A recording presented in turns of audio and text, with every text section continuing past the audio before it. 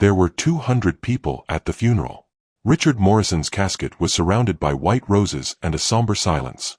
In the front rows sat his family, or those who were supposed to be family.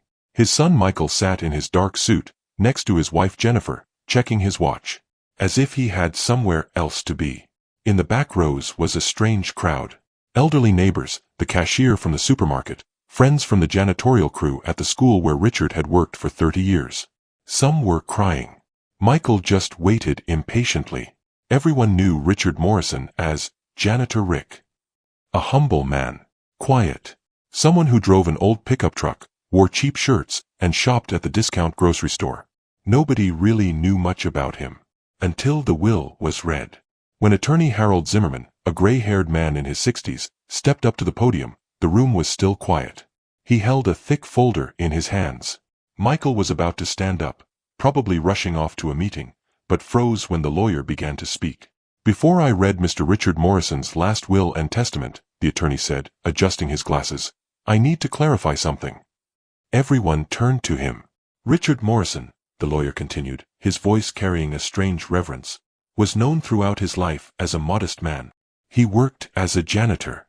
He lived in a small apartment. He didn't live a life of luxury. Michael nodded as if to say, "Yes, my poor father." But the lawyer wasn't finished. "However," he said, and that word hung in the air, "Mr. Morrison was also an extraordinarily intelligent investor. Over the past 40 years, he quietly accumulated wealth through real estate, stocks, and various investment vehicles." The room stirred. People began whispering.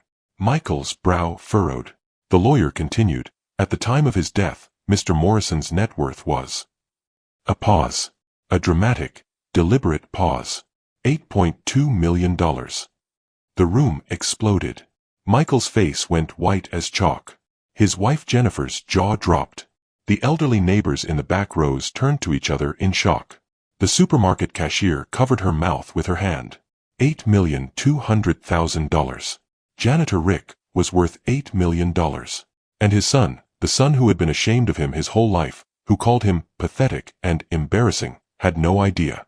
The lawyer raised the document in his hand and continued reading. "Mr. Morrison has distributed his estate as follows." Michael leaned forward. His eyes gleamed with greed. He was doing the math in his head. 8 million. Only child. It would all be his. He could sell that apartment, plan his retirement, take Jennifer on that European tour she wanted. But the list the lawyer read would shatter Michael's world. To St. Mary's Orphanage, $1 million. To Newark Community Hospital, $1.5 million. Education fund for former janitorial colleagues, $500,000. To neighbor Mrs. Ethel Rodriguez, $200,000. To supermarket cashier Marcus Johnson, $100,000. The list went on. Charities, schools, ordinary people whose lives Richard had touched. Each one received something. But Michael's name wasn't mentioned. 10 minutes later, the lawyer reached the end of the list. A deep silence filled the room. Michael's face was bright red. His hands were shaking. "And finally," the lawyer said, his voice carrying a bitter tone, "to his son, Michael Morrison." Michael held his breath. A letter. A letter. From an $8 million estate, all that remained, one letter. The lawyer opened the envelope and began to read. Richard Morrison's words were about to pierce his son's heart like knives. But let's not start this story there. Let's start from the beginning. Who Richard Morrison was. Why he lived like a poor man for 30 years. And why he decided to teach his son the most expensive lesson of his life. Richard bought that house in March of 1970. He was 19 years old. For the next 6 months, he worked his janitor job during the day and fixed the house at night. He replaced the roof, fixed the plumbing, painted the walls, installed new windows. He did everything himself, learning as he went. His father helped on weekends. Frank didn't say much, but Richard could see the pride in his eyes. In September, Richard put the house on the market for $2,800. It sold in 2 weeks. After paying back Mr. Steinberg and covering his expenses, Richard walked away with $1,100 in profit. At 19 years old, working as a janitor, He had just made more money in 6 months than his father made in a year. But Richard didn't celebrate. He didn't buy a car or fancy clothes. He took that $1,100, added it to his savings, and started looking for the next house. Mr. Steinberg noticed. "You're a smart kid, Richard," he said when Richard came to pay him back. "Most people your age would blow that money on stupid things. But you're thinking long-term. My dad taught me to save, sir." "Your dad taught you well. Tell you what, if you find another property, come see me first. We'll work something out." And that was how Richard Morrison began building his empire. One broken house at a time. By 1975, Richard had bought and sold 4 houses. He was 24 years old, still working as a janitor, still living in a small apartment, still driving his father's old truck. But in a savings account under a fake business name, Morrison Properties LLC, he had $18,000. Nobody knew. Not his parents. Not his sister. Not his co-workers. Richard had learned early that when people know you have money, they treat you differently. They ask for loans. They get jealous. They expect things. So he kept quiet. That spring, Richard's mother got sick. Pneumonia. She was hospitalized for a week at Newark Community Hospital. Richard visited her every day after work. He'd still be in his janitor uniform, blue shirt, name tag, keys jingling on his belt. One evening, a nurse came in to check Helen's vitals. She was young, maybe 22, with kind eyes and dark hair pulled back in a ponytail. "How's she doing?" Richard asked. "Better," the nurse said with a warm smile. "Her fever's down. She should be able to go home in a couple days." "Thank God," Richard said, relief washing over him. The nurse noticed his uniform. "You work at the hospital?"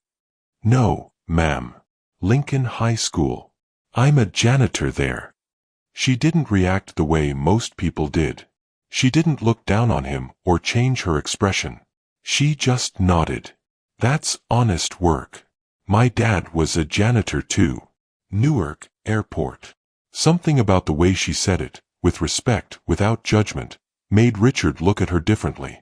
"I'm Richard," he said, extending his hand. "Linda," she replied, shaking it. Over the next 3 days, Richard made sure to visit during Linda's shift. They'd talk while she checked on his mother. Small conversations at first, about Newark, about their families, about the weather. On the day Helen was discharged, Richard worked up the courage. "Linda, I was wondering, would you maybe want to get coffee sometime?" She smiled. "I thought you'd never ask." Their first date was at a diner on Market Street. Richard wore his only good shirt. Linda wore a simple dress. They talked for 3 hours. Richard told her about his work, his family, his dreams of maybe one day owning his own business, though he didn't say what kind.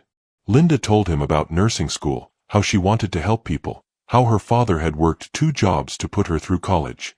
When Richard drove her home in his beat-up truck, she didn't seem bothered by it. "I had a really nice time," she said. "Me too. Can we do this again?" "I'd like that." As Richard drove away, he felt something he hadn't felt in years. Hope. Not hope for money or success. Hope for something bigger. For a life. For a partner. For a future that wasn't just about surviving. Richard and Linda dated for 3 years. In 1978, when Richard was 27 and Linda was 25, they got married. The wedding was simple. 50 people in a small church, a reception at the VFW Hall, a honeymoon weekend in Atlantic City. Linda's parents liked Richard. He was polite, hard-working, respectful. He wasn't rich, but he was steady. That mattered. They moved into a small apartment in the Ironbound neighborhood. 2 bedrooms, 1 bathroom, $340 a month. Linda worked at the hospital. Richard worked at the school. To the outside world, they were a modest working-class couple. But Richard had a secret. By 1978, he had bought and sold 12 properties. His savings account, still under the business name, now held $67,000. He hadn't told Linda. It wasn't that he didn't trust her. He did. But Richard had learned something important. Money changes people. Even good people. And he wanted to make sure Linda loved him for who he was, not what he had. So he kept living modestly. Kept driving the old truck. Kept wearing cheap clothes. Kept working as a janitor. One night, about 6 months into their marriage, Linda brought it up. "Richard, honey, I've been thinking. Maybe we should start saving more. You know, for a house. A real house." Richard looked up from his dinner. "We're saving. I know, but, I mean, we could both pick up extra shifts. I could work weekends. You could. We're fine, Linda. I promise." She looked at him curiously. "You're not worried about money?" "I'm always careful with money. But no, I'm not worried." "Do we have savings? I mean, I know I have my account, but do you?" "We have some. Don't worry." Linda didn't push it. She trusted him. What she didn't know was that some meant nearly $70,000. In 1982, Linda got pregnant. Richard was 31 years old. When the doctor confirmed the pregnancy, Richard felt a surge of emotion he'd never experienced before. Fear. Joy. Responsibility. That night, lying in bed, Linda put his hand on her stomach. "We're going to be parents," she whispered. "I know. Are you scared? Terrified?" "Me too." They lay in silence for a moment. "Richard." "Yeah. Are we going to be okay? Financially?" Richard thought about the $67,000 in the bank. About the 2 properties he currently owned and was fixing up. About the plan he'd been working on for over a decade. "We're going to be more than okay," he said. "How can you be so sure?" "Because I've been preparing for this my whole life." Michael Richard Morrison was born on November 3, 1982. 7 pounds, 4 ounces. Healthy. Perfect. When the nurse placed him in Richard's arms, the baby opened his eyes and looked up at his father. In that moment, Richard made a silent promise. This child will never go hungry. Will never feel poor. Will always have what he needs. But more importantly, this child will learn the value of hard work. Will learn that respect is earned, not bought. Will learn that character matters more than money. Richard didn't know it then, but that promise would define the next 40 years of his life. And ultimately, it would lead to the decision he'd make on his deathbed. Michael's childhood was, by all accounts, happy. Richard and Linda moved into a small house when Michael was 2. Nothing fancy, a 3-bedroom ranch in a working-class neighborhood, but it was theirs. Richard still worked as a janitor. Linda still worked at the hospital. They drove old cars, shopped at discount stores, took modest vacations. But Michael never went without. He had toys. He had clothes. He had birthday parties. He played Little League. He went to summer camp. And most importantly, he had a father who was present. Every Saturday, Richard took Michael fishing at Branch Brook Park. They'd sit by the water, Michael with his small rod, Richard with his old one. "Dad, why do we always come here?" Michael asked once when he was 7. "Because this is where my dad used to take me." "Did you catch fish?" "Sometimes. But that wasn't really the point." What was the point? Richard thought about it. The point was spending time together. Talking. Teaching you patience. Showing you that the best things in life don't cost money. Michael didn't fully understand then. But Richard hoped one day he would. The other ritual was Sunday dinners. Every Sunday, Linda would cook a big meal. Pot roast, mashed potatoes, green beans, and they'd sit at the table together. No TV. No distractions. Just family. "How was your week, champ?" Richard would ask. And Michael would tell them everything. About school, about his friends, about the bully who picked on him, about the test he aced. Richard listened to every word. During those years, Richard continued his secret work. He'd buy a rundown property, fix it up on weekends and evenings, sell it for profit. Sometimes Linda would ask where he was going. Just helping a friend with a project, he'd say. It wasn't a lie. He was helping his future self. And his family's future. By 1990, when Michael was 8, Richard's hidden savings had grown to $340,000. By 1995, when Michael was 13, $890,000. He was a millionaire in everything but name. And nobody knew. At school, the other janitors knew him as Rick, the quiet guy who never complained, who always helped out, who brought donuts on Fridays. In the neighborhood, people knew him as the Morrison guy, hard-working, humble, drove that same old truck. Even Linda, his wife of 17 years, had no idea. She knew they were comfortable. She knew Richard somehow always had money when they needed it, for Michael's braces, for a new water heater, for a small vacation. But she assumed he'd been saving carefully from his janitor salary. She never suspected that her husband, who wore second-hand clothes and drove a 1984 Ford pickup, was worth nearly $1 million. Richard told himself he'd reveal it someday. When the time was right. When Michael was older. When it mattered. But that day kept getting pushed further away. The change in Michael started slowly. So slowly that Richard almost didn't notice at first. It began in high school. Michael was a good student. Smart, like his father. He got mostly A's and B's, played on the basketball team, had friends. But he also started noticing things. He noticed that his friends' parents drove nice cars. BMWs, Mercedes, SUVs with leather seats. He noticed that they lived in bigger houses, with pools, with finished basements and home theaters. He noticed that they went on vacations to Disney World, to Europe, to ski resorts. And he started to notice, really notice, that his own family didn't have those things. One evening in 1997, when Michael was 15, he came home from a friend's house unusually quiet. "How was Jake's place?" Richard asked. "Fine. Just fine." Michael hesitated. Then, "Dad, why don't we have a house like Jake's family?" Richard looked up from the newspaper. "What do you mean?" "I mean, their house is huge. They have a pool. They have 3 cars. Jake's dad is a lawyer. He makes real money." Richard felt something tighten in his chest. "We have everything we need, son. But don't you ever want more?" "More what?" "More. Everything. A better house. A better car. Don't you want people to respect you?" "People do respect me. Dad, you're a janitor." Michael said it quietly, but the words hung in the air like smoke. Richard carefully folded his newspaper. "What's wrong with being a janitor?"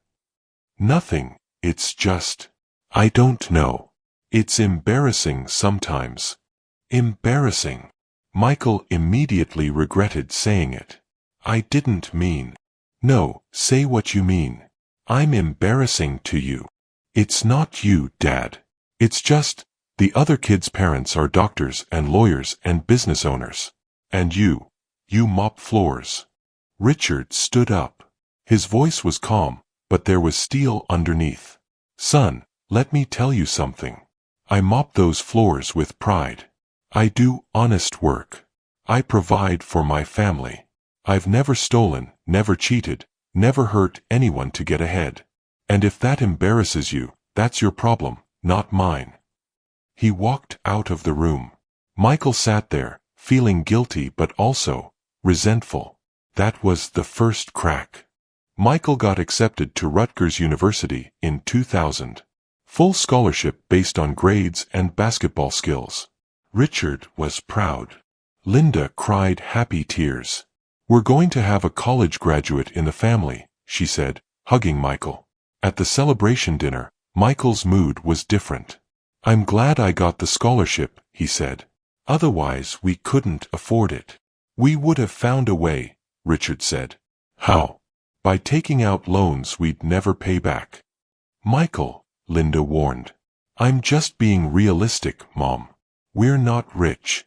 I need to be smart about this. Richard bit his tongue. He could have told Michael right then that they had over $1 million saved, that he could pay for college 10 times over, that the poor family Michael was embarrassed by was actually wealthier than most of his friends' families. But he didn't, because he wanted Michael to learn the value of working for things. College changed Michael. He met new people, rich people, people who'd never worried about money a day in their lives. His roommate freshman year was a kid named Brandon, whose father owned a chain of car dealerships. Brandon had a credit card with no limit. He bought whatever he wanted: clothes, electronics, late-night pizza for the whole floor. Michael watched this lifestyle and felt ashamed of his own background. When Brandon asked what his parents did, Michael hesitated. My mom's a nurse. My dad, he works at a school. He didn't say janitor. He couldn't. Sophomore year, Michael started dating a girl named Jennifer. She came from money, old money. Her family lived in a mansion in Short Hills. Her father was a hedge fund manager. The first time Michael visited her house, he was overwhelmed. The foyer was bigger than his entire childhood home. They had a chef, a housekeeper, a garage with 4 cars. Your family is, wow, he said to Jennifer. It's just a house, she said, but she smiled, clearly pleased. When Jennifer asked to meet his parents, Michael panicked. They're busy this weekend, he lied. Next weekend. They're kind of private people. The truth was, Michael was terrified. Terrified that Jennifer would see his small house, his father's old truck, his mother's sensible car. Terrified that she'd realize he came from nothing. That Thanksgiving, Michael brought Jennifer home. Richard and Linda went all out. Linda cooked for 2 days. Richard cleaned the house, fixed the porch light, even washed his truck. When Jennifer arrived, she was polite, sweet, even. She complimented Linda's cooking, admired the house, chatted pleasantly. But Michael saw the look in her eyes. The quick glances around the small living room. The polite smile when she saw the old furniture. The way she carefully avoided sitting on the worn couch. She saw exactly what he'd feared she'd see: a modest working-class home. After dinner, when Richard offered to drive Jennifer back to her car, Michael quickly intervened. That's okay, Dad. I'll drive her. But I don't mind. No, really. We're good. As they left, Richard heard Jennifer whisper to Michael, Your dad seems really nice. And Michael's response, quiet but clear, Yeah, he is. Just, he's simple, you know? He's had a hard life. Simple. Richard stood at the window and watched them drive away in Michael's beat-up Honda. That was the second crack. Michael graduated from Rutgers in 2004 with honors. He'd been accepted to Rutgers Law School. I'm proud of you, son, Richard said at graduation. Michael smiled, but there was distance in it. Thanks, Dad. Law school's expensive. We can help. I got loans. And Jennifer's parents offered to help. Don't worry about it. Richard frowned. Jennifer's parents? Yeah, they insisted. Mr. Caldwell said he wants to invest in my future. Richard didn't like it, but he said nothing. Law school accelerated Michael's transformation. He started wearing expensive suits, gifts from Jennifer's family. He traded his Honda for a leased BMW, for networking purposes, he said. He joined the right clubs, attended the right functions, made the right connections. And he visited home less and less. At first, it was understandable. Law school was demanding. But even during breaks, Michael's visits were brief. Christmas 2005, Michael showed up for 3 hours. He spent most of it on his phone. Easter 2006, he didn't come at all. Too much studying, he texted. Summer 2006, he and Jennifer went to Europe for a month. Richard saw his son slipping away, but he didn't know how to stop it. One evening, Linda was crying in the kitchen. He barely talks to us anymore, she said. He's busy. He's ashamed, Richard. Ashamed of us. Of where he comes from. Don't say that. It's true. You see how he acts. How he looks at this house now. Like it's beneath him. Richard held his wife, but he couldn't deny what she was saying. In 2007, Michael graduated law school. Again, with honors. He got a job at a prestigious firm in Manhattan. Starting salary, $160,000. At his graduation dinner, at an expensive restaurant Jennifer's family chose, Michael made a toast. I want to thank everyone who supported me. Jennifer, your family has been incredible. Your father's mentorship has been invaluable. Mom, thank you for always believing in me. He paused. And Dad, thanks for showing me what hard work looks like. It sounded like a compliment, but Richard heard the subtext. You showed me hard work, but not success. You showed me struggle, but not achievement. After dinner, as they said goodbye in the parking lot, Richard hugged his son. I'm proud of you, Michael. Thanks, Dad. Don't forget where you came from. Michael pulled back, a flicker of irritation crossing his face. I haven't forgotten anything, Dad. I'm just trying to move forward. Moving forward doesn't mean leaving people behind. I'm not leaving anyone behind. I'm building my own life now. Richard watched his son drive away in his BMW, Jennifer in the passenger seat. That was the third crack. Michael and Jennifer got married in June 2008. The wedding was extravagant. Held at a country club in Summit. 200 guests. A band. An open bar. Flowers flown in from Ecuador. Richard and Linda sat at a table near the back. During the reception, Mr. Caldwell, Jennifer's father, gave a speech. Jennifer has found a remarkable man, he said. Michael is brilliant, driven, destined for great things. He's the kind of man who pulls himself up by his bootstraps, who doesn't let his circumstances define him. People applauded. Richard felt a strange tightness in his chest. Circumstances? Bootstraps? Michael hadn't pulled himself up. Richard had pushed him up, had paid for everything he needed, had worked 2 decades to ensure his son never struggled. But apparently, that didn't count. After the wedding, Michael and Jennifer moved into a condo in Hoboken. 2 bedrooms, stunning views of Manhattan, $4,500 a month. How can you afford that? Richard asked when Michael mentioned it. My salary, plus Jennifer's trust fund income. Trust fund? Yeah, her grandfather left her one. It pays out about $6,000 a month. Richard nodded slowly. So that was it. Michael had married into money. Over the next few years, the distance grew. Michael and Jennifer bought a house in Summit in 2010. 5 bedrooms, 4 bathrooms, $1.2 million. They had a son in 2011. Christopher. Richard and Linda drove out to see their grandson in the hospital. They brought flowers and a card. Jennifer's parents were already there. Mr. Caldwell was holding the baby. Mrs. Caldwell was cooing over him. Hey, Mom, Dad, Michael said when they arrived. This is Christopher.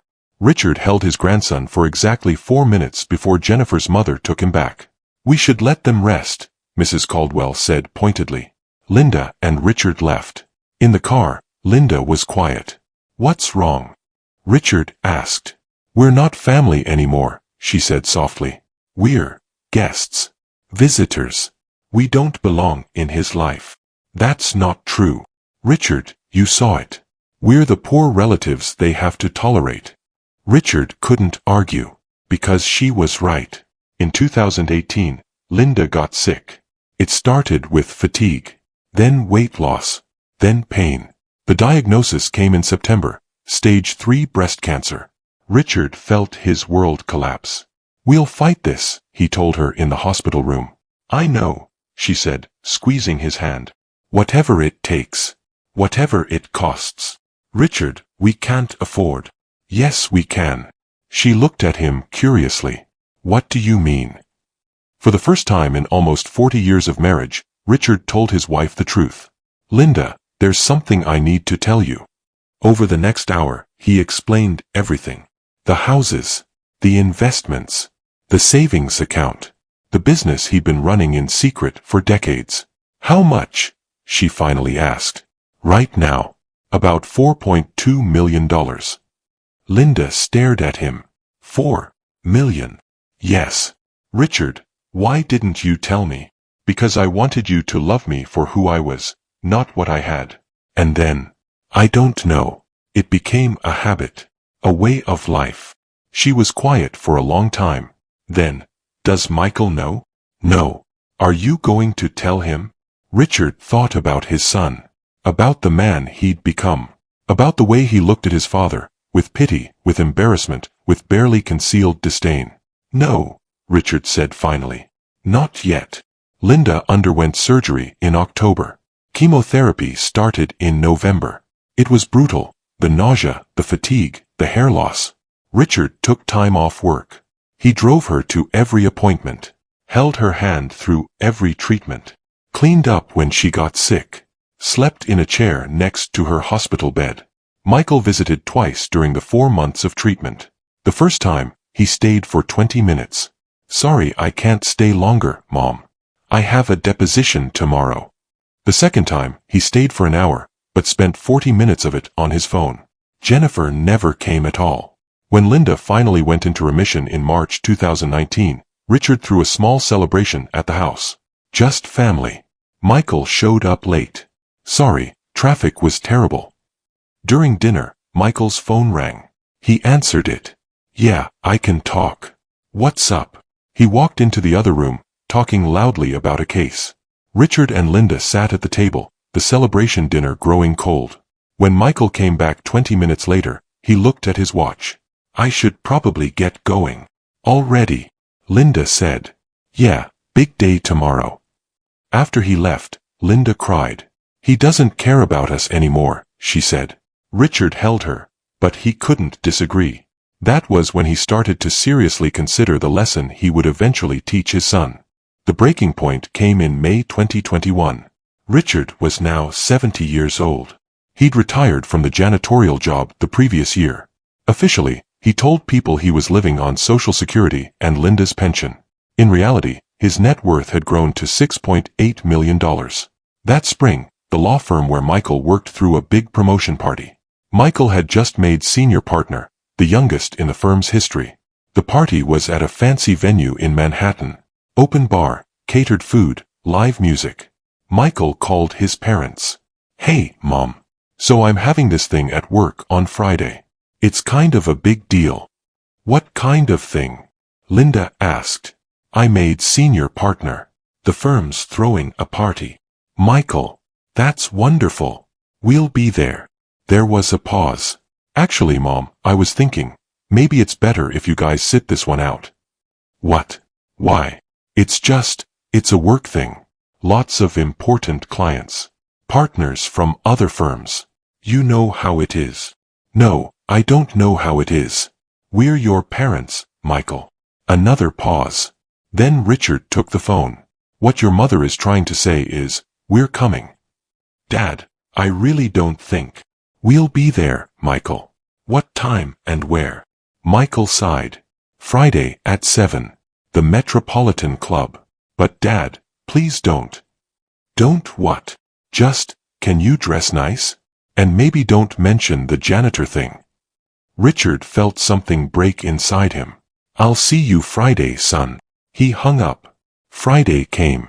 Richard put on his best suit, a 20-year-old navy suit he'd bought for Linda's father's funeral. Linda wore a simple dress.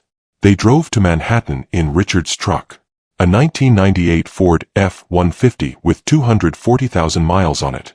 When they arrived at the Metropolitan Club, a valet looked at the truck with barely concealed disdain. Will this vehicle be staying long, sir? Just a few hours, Richard said, handing over the keys. Inside, the party was in full swing. 200 people in expensive clothes, drinking expensive wine, laughing expensive laughs. Richard and Linda stood near the entrance, looking for Michael. They finally spotted him across the room. He was talking to a group of men in suits, holding a scotch, laughing. Richard started walking toward him. Michael saw them coming. His face went pale. "Dad, Mom, you made it," he said, his voice falsely bright. "Of course we did," Linda said, hugging him. Richard extended his hand. "Congratulations, son." Michael shook it quickly, then turned to the men he'd been talking to. "Gentlemen, these are my parents." "Nice to meet you," one of the men said politely. "What line of work are you in, Mr. Morrison?" Before Richard could answer, Michael jumped in. "My dad's retired now. He worked in facility maintenance." Facility maintenance. Not even janitor. A euphemism. Richard felt his jaw tighten. The men nodded politely and quickly made excuses to leave. "I'll catch up with you guys in a bit," Michael said. When they were gone, Michael turned to his parents. "Listen, I appreciate you coming, but this is really a work function. You don't need to stay long." "We just got here," Linda said. "I know, but, look, some of my biggest clients are here. Important people. I need to network." "And we're in the way," Richard said quietly. "I didn't say that. You didn't have to." Michael sighed, running a hand through his hair. "Dad, don't make this difficult." "Me? I'm the one making this difficult. You know what I mean." "No, Michael, I don't. Why don't you explain it to me?" People nearby were starting to glance over. "Dad, please. Not here." "Where then? When? When is a good time for you to not be ashamed of your own father?" "I'm not ashamed." "Yes, you are. You've been ashamed of me since you were 15 years old." Michael's face flushed red. He lowered his voice to an angry whisper. "Fine. You want the truth?" "Yes, it's embarrassing, Dad. You show up in a 20-year-old suit and a truck that should have been scrapped a decade ago. You worked as a janitor your whole life. You live in a tiny house. You have no money, no success, no what, Michael? No worth." "That's not what I meant." "Then what did you mean?" Michael looked at his mother, then back at his father. "I mean, you're pathetic, Dad. You're an embarrassment." The words hung in the air. Linda gasped. Richard felt something inside him go very cold and very calm. "I see," he said quietly. He turned to Linda. "Let's go." "Dad, wait. Congratulations on your promotion, Michael. I hope it makes you happy." Richard and Linda walked out. In the truck, Linda was crying. Richard wasn't. He was thinking. Thinking about the $6.8 million that Michael had no idea existed. Thinking about the lesson he was about to teach. Thinking about his will. The next day, Richard called his lawyer. Harold Zimmerman had been Richard's attorney for 30 years. He was the only person outside of Linda who knew about Richard's wealth. "Harold, I need to update my will." "Of course, Richard. What changes are you thinking?" "I want to remove Michael from it entirely." There was a pause. "Richard, are you sure? That's a very significant decision." "I'm sure. Can I ask what happened?" Richard told him everything. The years of distance. The embarrassment. The final conversation at the party. Harold listened quietly. "I understand your anger," he said finally. "But are you certain you want to do this? Perhaps Michael will come around. Perhaps he'll apologize. And perhaps he won't. Harold, I've spent 70 years learning one important lesson. Money doesn't build character. Struggle does. Humility does. And my son has never struggled. Never learned humility. He thinks success is about how much you make and how expensive your suit is. So you want to teach him a lesson." "I want to teach him the most important lesson he'll ever learn." Over the next 2 years, Richard meticulously planned his will. He divided his estate carefully. $1 million to St. Mary's Orphanage, where his mother had volunteered for years, $1.5 million to Newark Community Hospital, where Linda had worked for decades, $500,000 to create an education fund for children of janitorial workers, $200,000 to his elderly neighbor, Mrs. Rodriguez, who had been kind to them for 40 years, $100,000 to Marcus, the supermarket cashier who always asked how they were doing, various other amounts to charities, schools, and individuals who had touched their lives. To Michael, nothing. Except a letter. Richard spent 3 weeks writing that letter. Editing it. rewriting it. It needed to say everything he'd never been able to say to Michael's face. In 2022, Linda got sick again. The cancer had returned. This time, it was worse. "I'm not going to make it," she told Richard in the hospital. "Don't say that. Richard, I'm tired. I'm ready. I'm not ready to lose you." She smiled weakly. "You have to promise me something. Anything.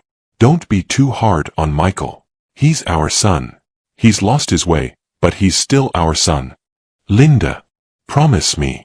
"I promise." She died 3 weeks later, in November 2022. The funeral was small. 50 people.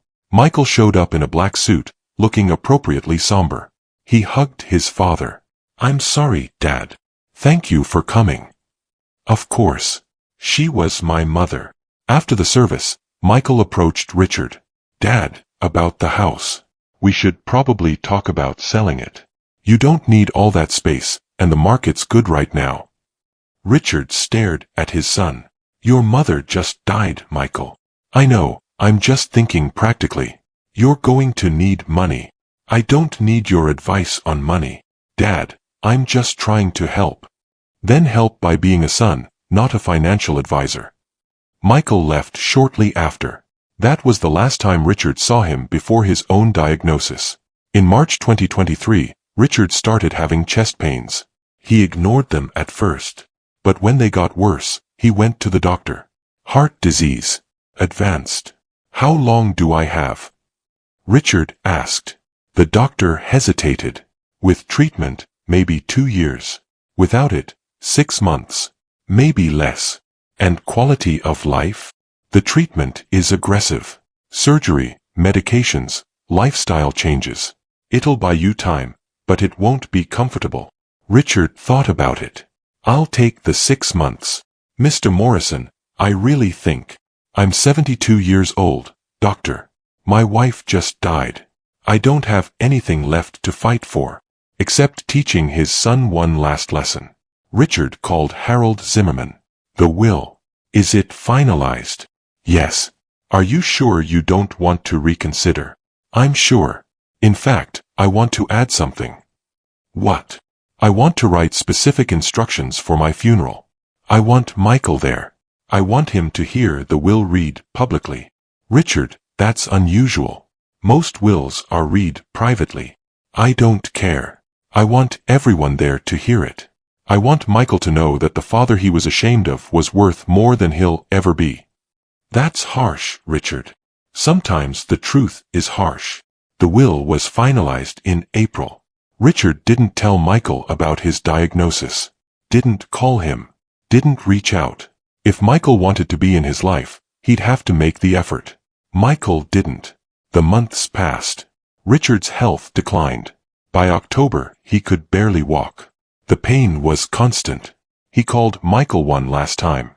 "Hello." Michael answered, distracted. "Michael, it's Dad." "Oh, hey Dad. What's up?" "I'm kind of in the middle of something. I just wanted to hear your voice." "Is everything okay?" "Everything's fine. I wanted to say I love you." There was an awkward pause. Yeah. Love you too, Dad. Listen, can I call you back later?" "Sure, son." "Okay, talk soon." The line went dead. Richard sat in his empty house, holding the phone. That was the last conversation they ever had. Richard Morrison died on November 12, 2023, at 3:17 in the morning. He was alone. In his bed, in his small house, with a framed photo of Linda on the nightstand. The hospice nurse found him when she arrived for her shift at 6 a.m. She called the authorities. Then she called the contact number Richard had left. Michael Morrison's phone rang at 6:47 a.m. He answered groggily. "Hello. Is this Michael Morrison?" "Yeah, who's this?" "My name is Patricia Gonzalez. I'm a hospice nurse. I was caring for your father." Michael sat up. "Wait, what? What do you mean, caring for him?" "Your father was in hospice care, sir. He had advanced heart disease. I'm very sorry to tell you this, but he passed away this morning." Michael's mind reeled. Hospice? Heart disease? I didn't He never told me.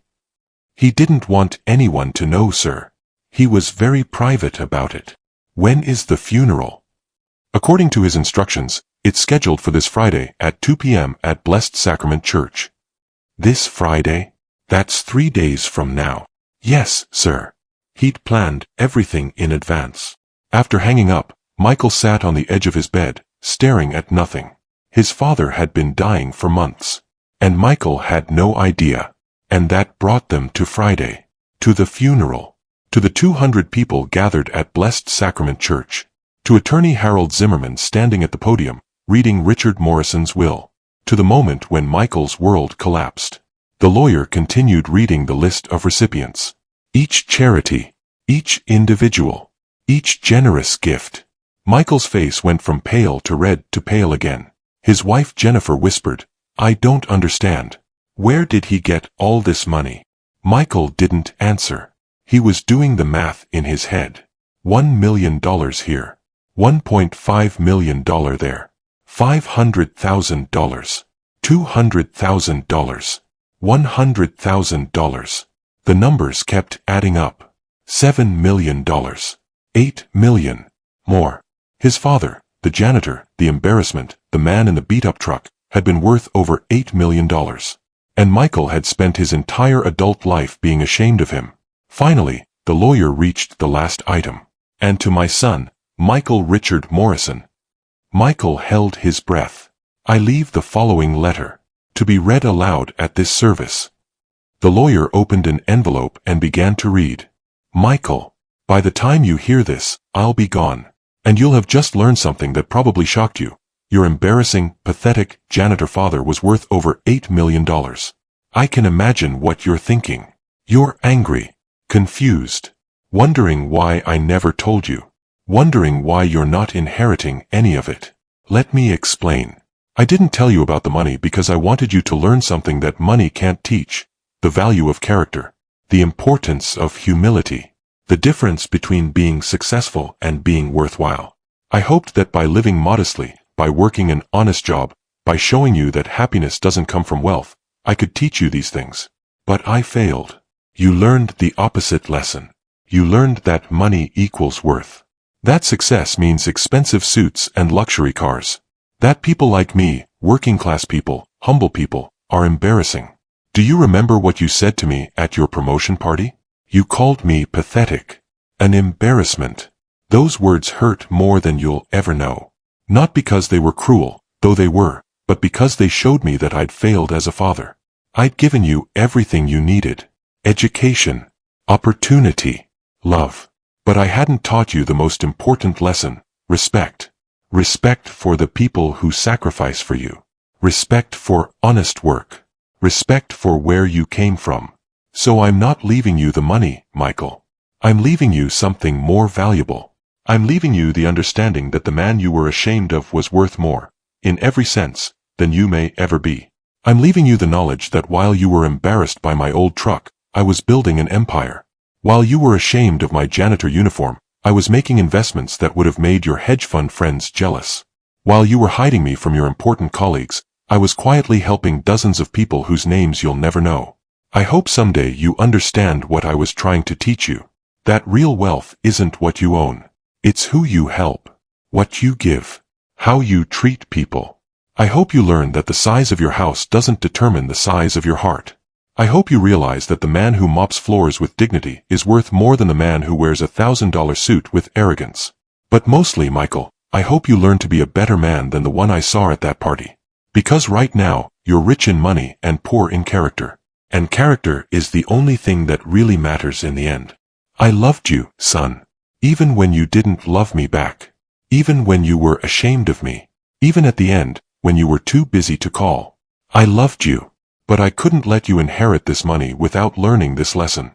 Maybe one day, when you're older, when you have children of your own, you'll understand. Maybe you'll look back and realize that the greatest gift I ever gave you wasn't money. It was the example of how to live with honor, even when nobody's watching. Your father, Richard Morrison. The church was silent. 200 people sat frozen, many with tears streaming down their faces. Michael sat motionless. His face was white. His hands were shaking. Jennifer put her hand on his arm, but he didn't seem to notice. The lawyer folded the letter and placed it back in the envelope. "That concludes Mr. Morrison's will," he said quietly. "The estate will be distributed according to his wishes. Mr. Michael Morrison, if you'd like to collect your father's personal effects, please contact my office." People began filing out of the church. Some stopped to shake Michael's hand, to offer condolences, to tell him what a great man his father was. "Your dad helped me pay for my daughter's surgery," one woman said. "He fixed our car when we couldn't afford a mechanic," an elderly couple said. "He gave me a job when no one else would," a young man said. Each story was another knife in Michael's heart. His father, the man he'd been ashamed of, had touched all these lives, had helped all these people, while Michael had been too busy to even visit him. After everyone left, Michael sat alone in the pew. Jennifer had gone to the car. He stared at his father's casket, and for the first time in years, Michael cried. Not polite tears, not restrained grief, but deep, broken sobs. He cried for the relationship he'd destroyed, for the father he'd rejected, for the money he'd lost, not the inheritance, but the love. He cried because he finally understood what his father had been trying to teach him all along. That the things that matter most can't be bought. That respect is earned, not given. That a man's worth isn't measured by his bank account, but by his character. And that Michael had spent 30 years chasing the wrong things. He'd chased money, status, success, and in the process, he'd lost the one person who had truly loved him unconditionally. 6 months after the funeral, Michael stood in front of his father's small house. He hadn't been back since the wake. The house was empty now. All of Richard's belongings had been donated or distributed according to the will. Michael had the key. The lawyer had given it to him, along with a small box of personal items. He opened the door and stepped inside. The house smelled stale. Dust covered the furniture. Michael walked through the rooms slowly. The living room where they'd watched Sunday football. The kitchen where his mother had made dinner every night. His childhood bedroom, now empty. And his father's room. Michael stood in the doorway. On the nightstand was a framed photo. Richard and Michael at Michael's high school graduation. Both smiling. Both happy. Before everything changed. Michael picked up the photo. That was when he noticed the journal on the nightstand. He opened it. It was his father's handwriting. The first entry was dated March 15, 2023, the day after Richard got his diagnosis. The doctor says I have 6 months. I'm not afraid of dying. I'm only afraid that Michael will never understand what I was trying to teach him. Michael's hands shook as he turned the pages. Entry after entry. Months of his father's thoughts. Michael called today. He was distracted. Asked if I was okay, but didn't really want to hear the answer. I told him I loved him. He said it back, but I don't think he meant it. I think about calling him, telling him the truth. About the money, about the dying, about everything. But what would it change? He'd come out of guilt, not love. I miss Linda. She always said I was too hard on Michael, that I should just tell him the truth. But I wanted him to learn the lesson the right way. Now I wonder if I made a mistake. Today I finalized the will. Harold asked if I was sure. I am. Michael needs to understand that respect isn't optional. That character matters. That how you treat people, especially the ones who love you, is all that matters in the end. The last entry was dated November 11, 2023, the day before Richard died. Tomorrow, I'll be gone. I don't know if Michael will understand what I tried to teach him. Maybe he'll just be angry. Maybe he'll hate me forever. But I had to try. Because someday, when he's old and looking back on his life, I hope he'll remember that his father loved him enough to teach him the truth. Money is nothing. Character is everything. Michael closed the journal. He sank to the floor, his back against the bed, and cried for the second time in 6 months. This time, he cried because he finally understood. His father hadn't withheld the money out of spite. He'd done it out of love. The greatest love a father can show, teaching his child to be a better person, even if it means breaking his heart to do it. 5 years after Richard Morrison's death, a small ceremony took place at Lincoln High School. The school was dedicating a new scholarship fund, the Richard Morrison Memorial Scholarship for Children of Service Workers. 50 people attended. One of them was Michael Morrison. He was 47 now, still a lawyer, but he'd left the big firm. Now he worked for a nonprofit, providing legal services to low-income families. He drove a modest car, wore off-the-rack suits, lived in a smaller house. He and Jennifer had divorced 2 years after his father's death. She hadn't understood why Michael wanted to change their lifestyle, why he'd walked away from money and status. "Your father's dead," she'd said. "You don't need to keep proving something to him." "I'm not proving something to him," Michael had replied. "I'm proving something to myself." At the scholarship ceremony, Michael gave a speech. "My father worked as a janitor at this school for 40 years, he began. "I spent most of my adult life being ashamed of that fact." He paused, his voice thick with emotion.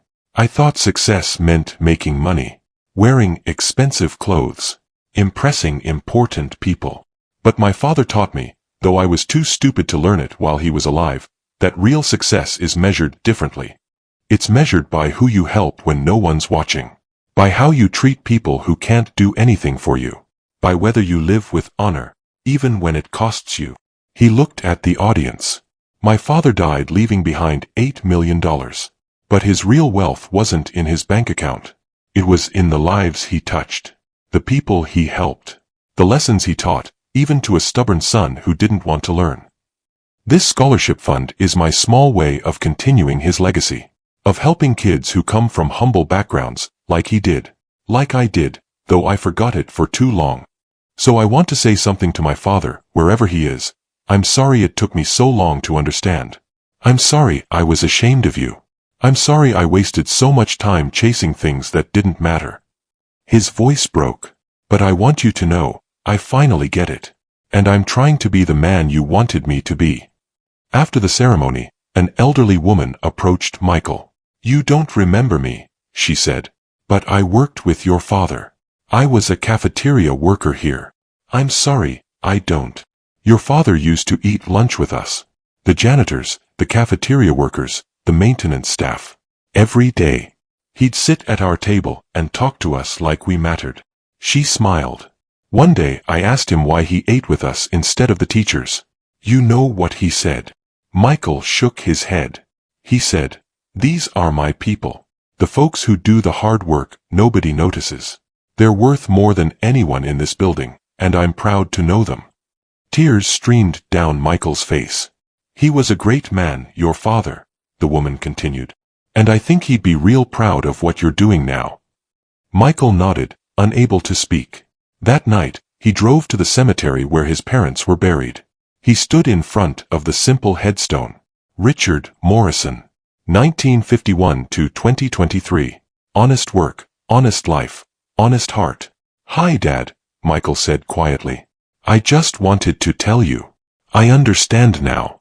It took me way too long, but I finally understand." He placed a hand on the headstone. "You were right about everything. Money doesn't matter. Character does. And I'm sorry I didn't see that while you were alive." The wind rustled through the trees. "I'm trying to be better. I'm trying to help people. I'm trying to live the way you lived, with honor, with humility, with heart." He paused. "I'll never be as good as you were, but I'm going to spend the rest of my life trying." As Michael walked back to his car, he noticed something on the ground near his father's grave. A shiny penny. He picked it up and smiled through his tears. "Every penny counts," his father used to say. "Save it. Respect it." Michael put the penny in his pocket, and for the first time in 5 years, he felt like his father would be proud of him. Not for what he owned, but for who he was becoming.